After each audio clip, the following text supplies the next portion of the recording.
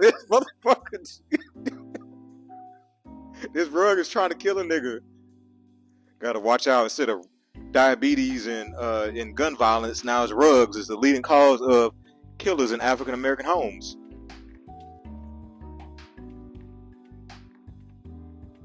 I swear, niggas is always late. Always late. Sitting here waiting. Well, before this nigga even gets here, this is another episode of Dark Therapy. This time, this crazy ass comedian, he finna interview me and shit. I watched all about this shit. I just got off the plantation. This nigga called me about 2 minutes ago. Check us out. I got it from here. Cause technically this is my shit at the present time. Cause I'm interviewing your ass. So yeah, welcome to Dark Therapy. Welcome to Dark Therapy. I told you I just got off the plantation. Welcome to Dark Therapy. Yeah, shut up. It's my time. Welcome to Dark Therapy. I'm your host, Akil, and today we have a very, very special guest. He is the usual host of the show, of this segment. He is a very funny brother. He is a known kleptomaniac.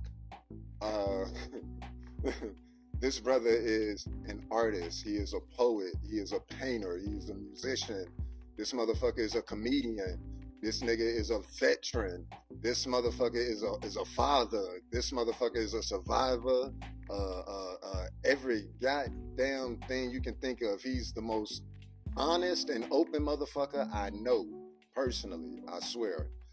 Ladies and gentlemen, the motherfucker to my left, Forrest. Appreciate you, man. That's a wonderful intro. Thank you. I got you. How you doing today, man? Man, I'm alive, man. I really don't give a fuck. That was really a rhetorical question. He gets me every time. No, but how you doing, brother? I'm doing great, man. I'm alive. I'm just glad to be here. The sun is shining. It's not too cold. Yes, sir. It's a beautiful day. I'm grateful. Indeed, brother. Indeed. How about yourself? I have no complaints, man. No complaints. Got a promotion on the plantation. Hey, you know what you oversee in charge? Nigga, you know what I'm saying? I'm an overseeing nigga. But no, man, everything's good. How's comedy going for you? Comedy is going great. We're in the dog days of comedy. What you mean by that? Where it's winter time, and the crowds aren't as big, and it's mostly comedians in there, which is a great time to work new shit. I am coming up on my 2-year anniversary of doing comedy, and just right now I'm still trying to figure out my voice and who I am in this comedy game. So, how do you like performing in front of fellow comedians? Man, performing in front of fellow comedians, man, that's hard. That is the hardest. I rather performing in front of people is easier because they don't know no better. They really don't. They don't know no better. Audience, you do know better. I mean, they know better, but they don't know better. Because like when you do it, then you're like, all right, you're critiquing. The critique thing is hard.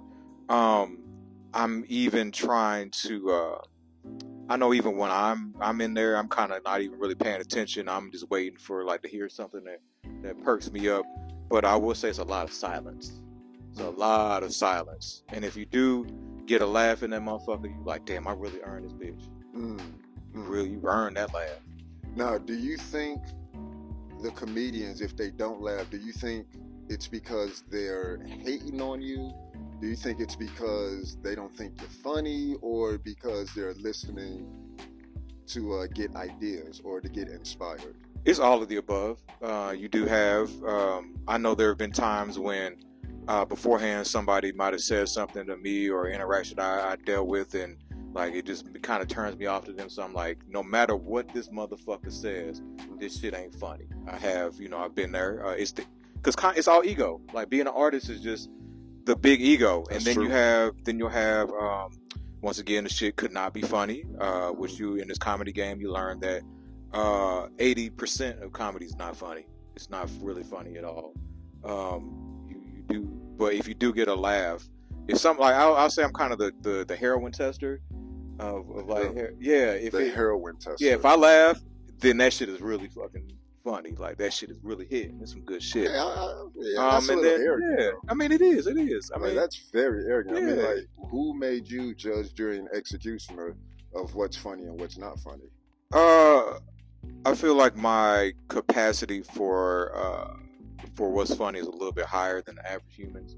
Is that the 40% of you that has that attitude, or is that the 60%? It's a combination. It's 100%. It's because then too you got to realize I was in the army.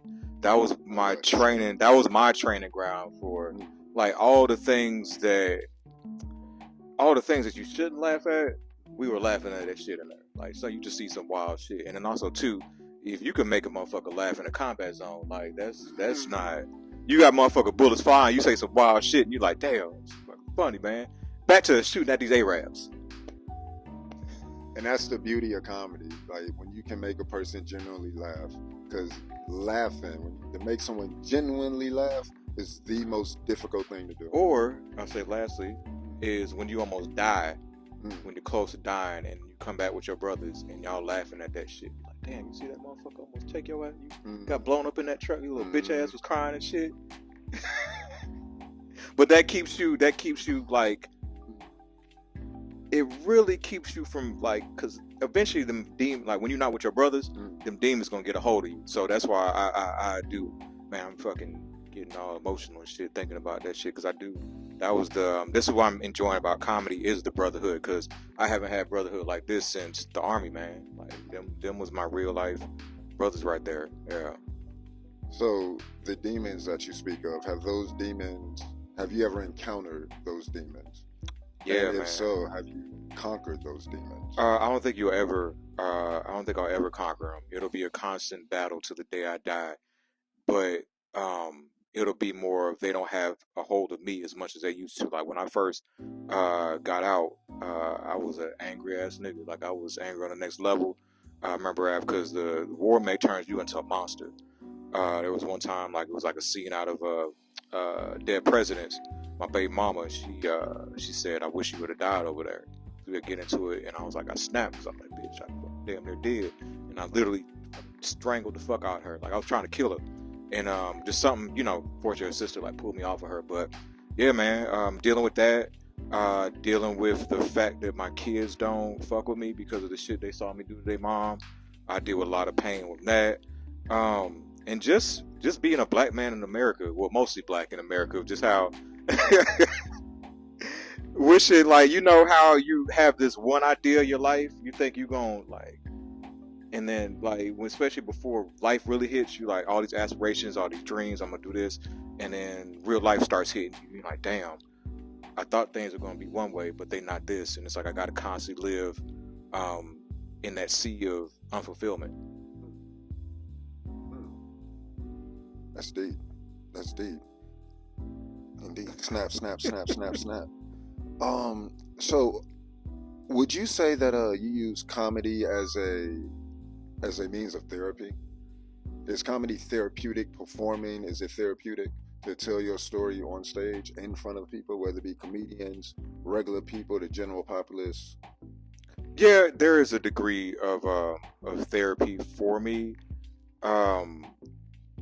But it's a very small, like, it's not the end all be all, because once again you get to that ego, because that's why I tell people that mic is something different. Like that mic is very powerful, because I'll have like for the past maybe month I've been saying, nigga, be human, tell your story, be vulnerable. But then you get up there and beforehand you see other comedians like, oh, they're telling jokes, they're doing this, oh, they're getting laughs, and it's like, I want that. My story isn't gonna, get the laugh or the same results.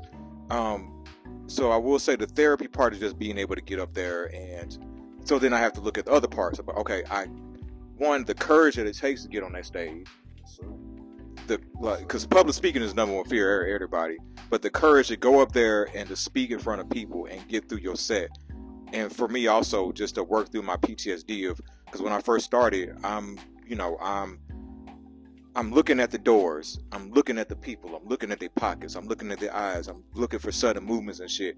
On top of trying to tell a fucking joke. Like my mind is just constantly moving.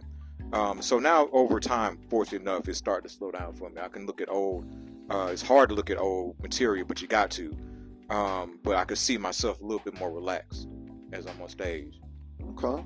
Now, earlier, earlier you said you're coming up on your 2-year anniversary doing comedy. After 2 years of doing comedy, where do you see yourself, or better yet, what are your goals for the next 5 years of comedy? Next at age 7 of comedy. Age 7, for this to be paying the bills, for this to be paying the bills, to have a special, whether it's on Netflix or YouTube,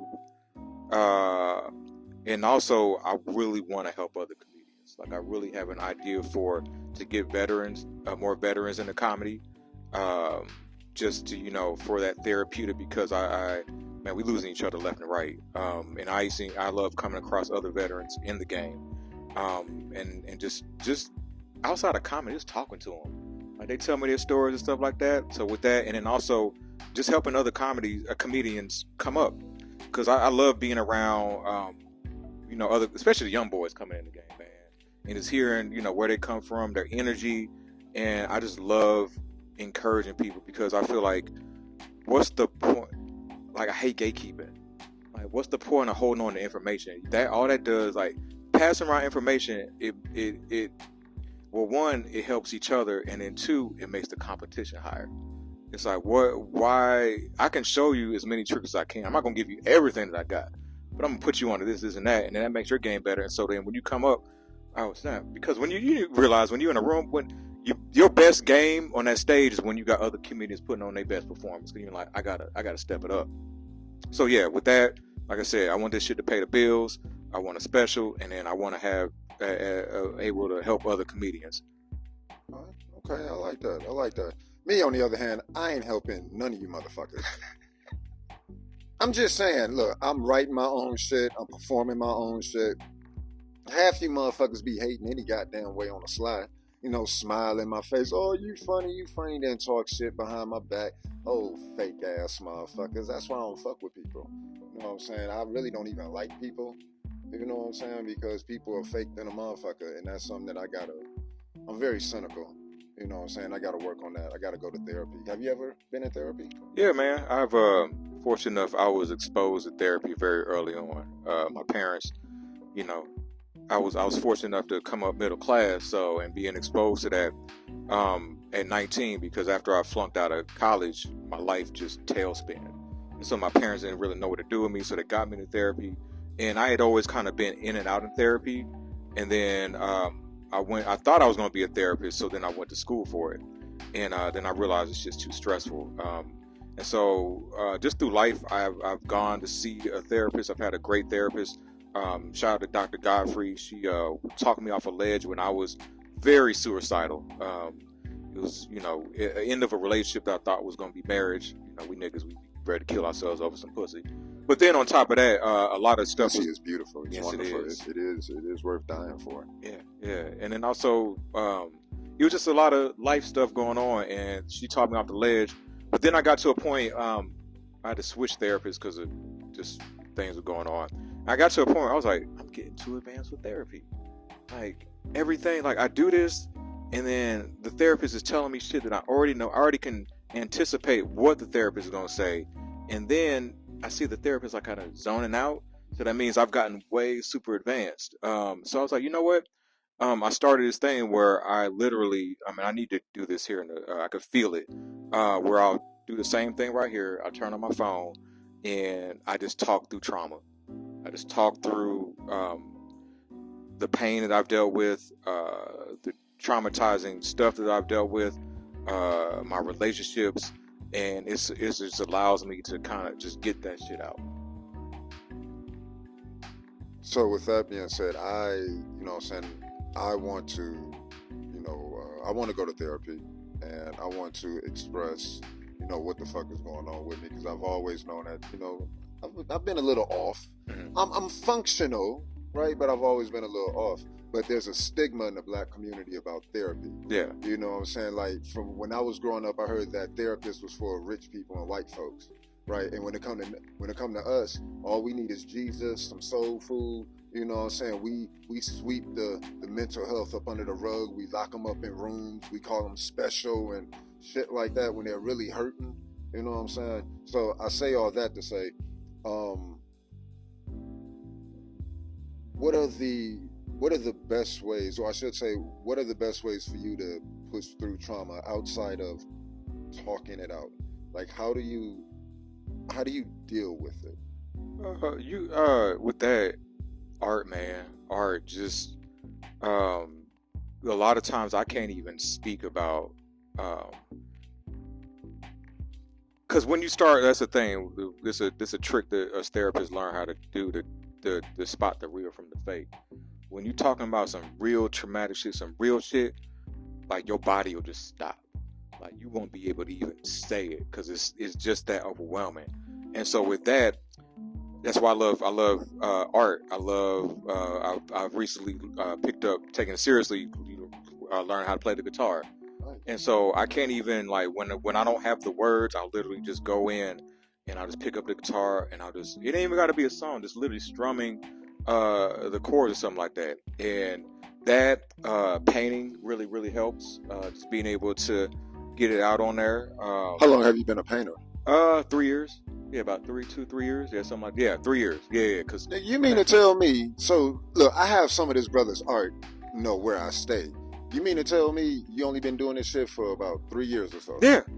Not 15, 20? No, I've only... Nigga, I can't stand you. Bro, extra talented ass nigga. Everything, because I started out... my original was music. Like, I learned how to play instruments as a kid, but then life happened, and so it really wasn't into the arts for real.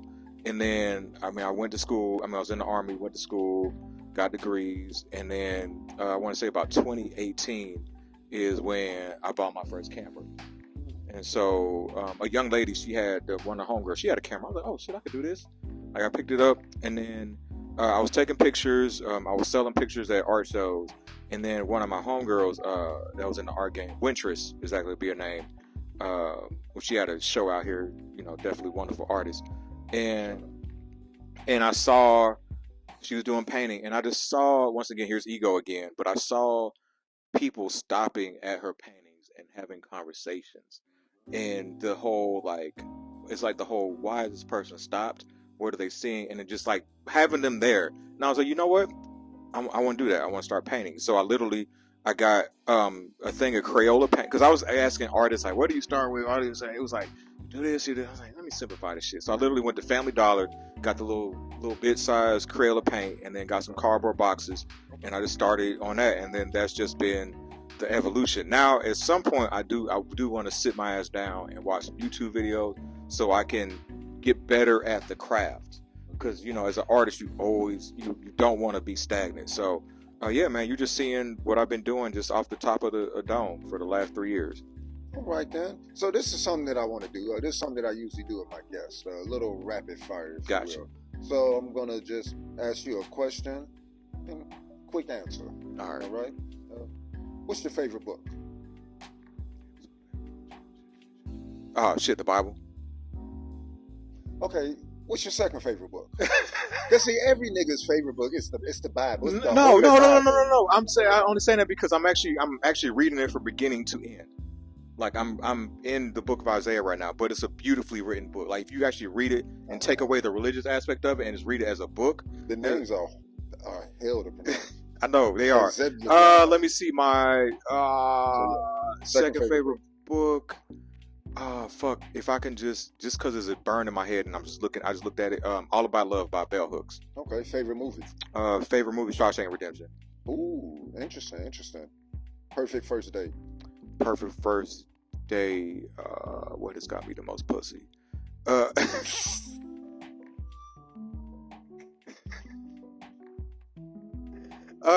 Just any date that's under $20.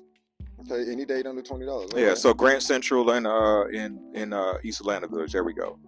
Okay, then. Or Argosy as well. Those will get you a lot of pussy if you work it right. Favorite comedian? Oh, the great, the legend, Patrice O'Neal. Shout out to Patrice O'Neal. Rest in power. My nigga. And my fuck nigga. diabetes. Yeah, fuck diabetes. Yeah, fuck diabetes. All right then. Well, let's see here. What else I got for you? Okay. Favorite branch of the military? Oh, of course, the Army, man, the best. Army. Yeah. Army is the best. Not Yeah. the Marines. Is that what you're saying? Oh, if we had to, okay, because I'm biased, but if I had to pick a favorite, it would be the Marines. They some wild motherfuckers, man. They are the rock stars of all the branches. Shout out to the Army. You see how you just turned on you? Shout out to the Army. No, I'm just playing. So, anything you want to say? Man, I appreciate. Yeah, we good. Yeah. Just I appreciate you, my brother. I'll just say also, artists, comedians, creatives, take care of your mental health. We're in wintertime, the season of sads. If you can, try to be careful with these drugs out here. We have lost a comedian brother in a comedy game to overdose. I'm seeing folks dropping left and right from this fentanyl shit. Rest in power. And don't be stop gatekeeping, and don't be afraid to be vulnerable. That's the hardest. That is, I think I talked about it before, but just being vulnerable is that golden nugget. And lastly, I got shit to plug. You can check out my Instagram, my Forrest 2, MYFOREST, the number 2, forrestjob.com. Also, buy his art. Buy my art, yeah. And lastly, brothers need therapy. We've got Protect Your Energy Con coming up on the 11th, 11/11. Oh yeah, Veterans Day is coming up on the 11th. So shout out to all the veterans. Support. Brothers need therapy. And also check out Headliner News. Man, check out this brother Akil, his comedy. Also the homie Earth, his comedy. Black Box LOL. And my name is Akil. I'm telling you, we three brothers is taking over for the 9/9/2000. Hey, Hulk Hogan, we is coming for you, nigga. And Oprah, I'm coming in you. Over Viola Davis, or you're gonna have a threesome? No, nigga, I'm on Oprah by herself. Myself. Can Stedman watch like in the corner? Hell no, I don't want Stedman ass in there. He don't know what he doing. Oh, okay. No, I want Oprah all to myself, like Terrence Howard had. Which big ass which Oprah would you want the most? I want the Oprah that was in the movie with Terrence Howard when the titties was out. Which when the titties was like chocolate. You know that damn movie. Was it Selma? What was it the Butler? The Butler? Oh. Yo, them titties. Oh yeah, when she cheated on her. Nigga, them titties was looking so man, I have to go back and rewatch that. Shit out of Oprah, boy. At any rate, this is Dark Therapy. I want to say thank you, Forrest, for allowing me to interview you and allowing me to take over your shit for a change. It felt good, man. It felt good. I got to take this shit over again sometime. Let me hold this. Oh, you good? You good? No, you good. Ah, shit. I think you did. No, you did. That's supposed to be green. It's all good. I fucked it up. Yeah. Oh, nigga, don't put it to my mouth like that. Nigga, don't. Just say yeah. All right, then. So, this is Dark Therapy. My name is Akil. This is Forrest. My man's the artist, the comedian, the father, the healer, the yoga instructor, the degree holder, the pinnacle, the pantheon. God damn it, this nigga here is everything and more. That's it. Appreciate it. All right, we out. Yeah. I'm sorry, shit. Got you.